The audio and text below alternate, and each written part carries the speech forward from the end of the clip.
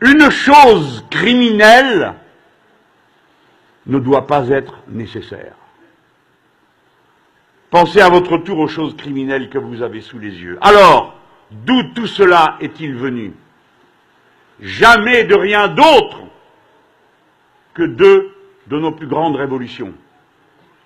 Et jamais de rien d'autre sans que les intéressés se soient insoumis.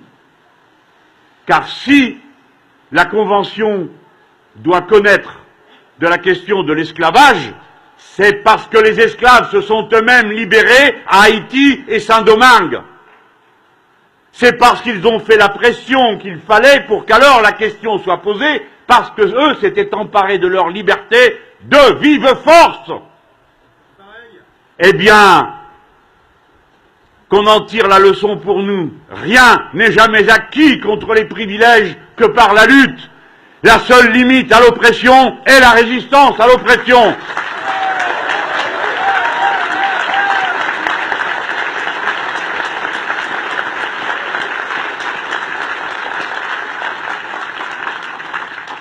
Les esclaves n'ont jamais accepté leurs conditions abominables. À chaque occasion, ils se sont révoltés.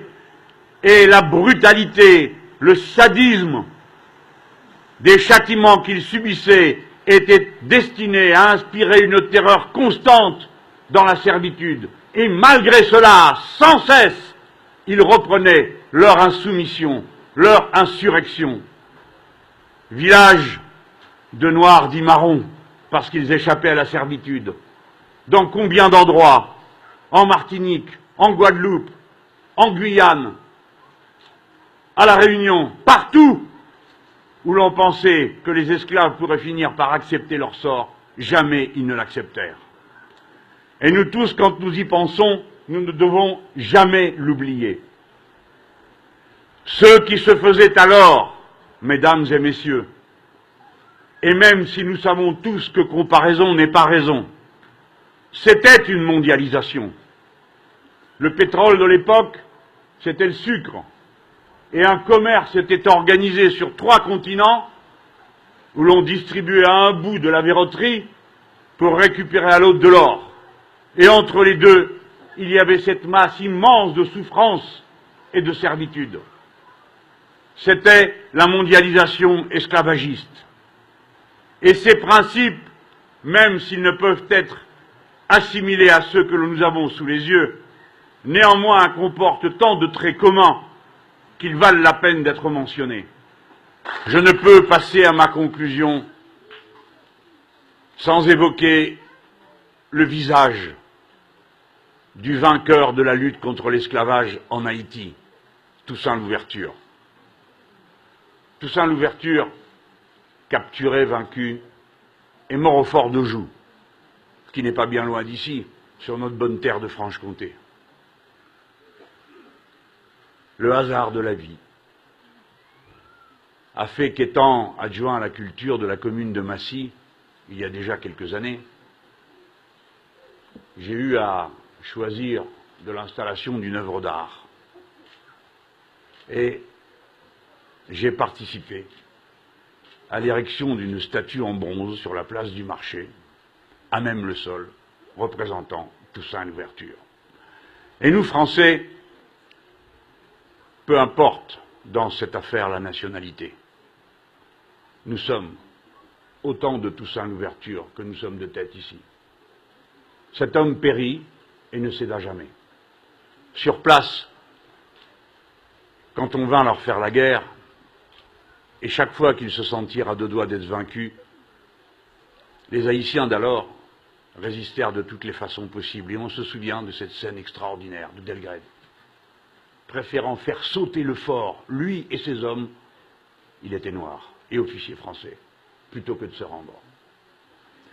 Vous voyez, évidemment c'est une histoire résumée, mais j'ai voulu, puisque me voici le candidat des Insoumis, célébrer les Insoumis les plus courageux qui soient, c'est-à-dire ceux qui en avaient le moins les moyens de leur insoumission.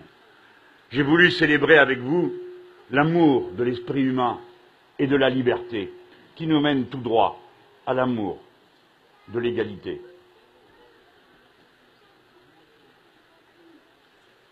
Fanon dit quelque chose qui renvoie Frantz Fanon, l'auteur et le penseur de la décolonisation, au mot le plus magnifique du texte que je vous ai lu tout à l'heure et que vous pouvez voir dans le musée. Ce mot, c'est semblable. Car voyez-vous, y compris dans la religion de l'époque dominante, on parle souvent d'autrui vis-à-vis desquels on a des devoirs. Mais le mot semblable est beaucoup plus fort. Il établit que nous ne sommes pas identiques, cela va de soi. De toutes les façons possibles, nous ne le sommes pas, ni physiquement, ni intellectuellement, mais nous sommes tous unis par le fait que nous sommes semblables et même identiques quant à nos besoins. C'est cette identité des besoins qui nous rend semblables dans la condition humaine.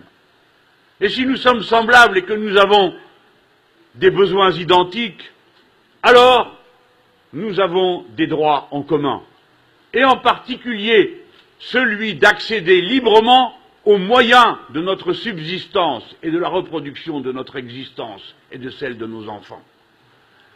La similitude des êtres humains, l'identité de leurs besoins, établit la nature de biens communs, des biens essentiels à leur survie, tels que l'énergie, l'eau, la lumière, le logement, et toutes ces choses sans lesquelles il n'y a pas de vie humaine possible. C'est la similitude qui nous appelle au combat pour la liberté. C'est la similitude qui fonde le devoir du combat pour l'égalité. Et Frantz Fanon, peau noire, masque blanc, dit que cesse à jamais l'asservissement de l'homme par l'homme, il veut dire de l'être humain.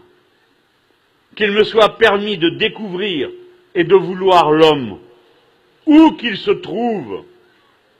Le nègre n'est pas, le blanc n'est pas. Nous sommes juste des êtres humains.